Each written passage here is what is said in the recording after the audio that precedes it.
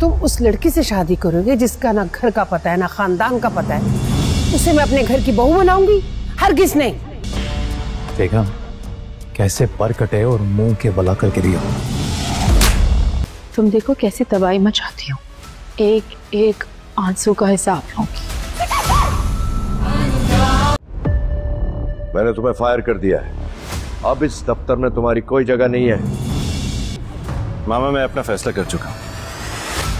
वजीर मेरे हाथ लग गया है। डैड मैं मोहब्बत करता हूँ उससे और शादी भी उसी से करना चाहता हूँ। हमजा को यह बात बहुत ही अच्छे तरीके से मालूम है। उसके और अलीज़े के स्टेटस में बहुत ज़्यादा फ़र्क है और इतनी आसानी से उसके घर वाले उसके और अलीज़े के रिश्ते के लिए राज़ी भी नहीं होंगे। लेकिन इसके बावजूद वो घर जाकर अपने घर वालों से बात करने की कोशिश करता है। लेकिन हमजा के बाप को उसकी माँ पहले ही ये बात बता चुकी होती है। हमजा किसी आम सी लड़की को पसंद करता है और उसी से शादी करना चाहता है और उसका नाम अलीज़े है। तो हमदानी साहब को सारी बात समझ आ चुकी होती है और जैसे ही हमजा आकर अपने घर वालों से बात करने की कोशिश करेगा तो हमदानी साहब को बहुत ज़्यादा गुस्सा आ जाएगा और वो हमजा की बात सुने बगैर ही वहाँ से उठकर चले जाएंगे। लेकिन हमजा भी हार मानने वालों में से नहीं होता और अगली ही सुबह हमजा फिर से अपने घर वालों से बात करने की कोशिश करता है और अपनी माँ से भी कहने की कोशिश करता है। लेकिन उसकी माँ भी यही बात करती है क्योंकि पहले भी एक मरतबा हमजा की माँ अलीज़े से मिल चुकी होती है और उसे जलील भी कर चुकी होती है। इसीलिए हमजा की माँ हमजा से यही बात करती है, मुझे ज़रा भी शौक नहीं है उस अलीज़े से मिलने का। अलीज़े और अरीशा में ज़मीन आसमान का फ़र्क है, मैं कभी भी तुम्हारी शादी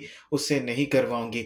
और हमजा की माँ तो यही समझ रही होती है अलीज़े एक लालची लड़की है और उसे वो लालच देगी तो अलीज़े हमजा का पीछा छोड़ देगी। लेकिन अलीज़े भी ऐसी नहीं है।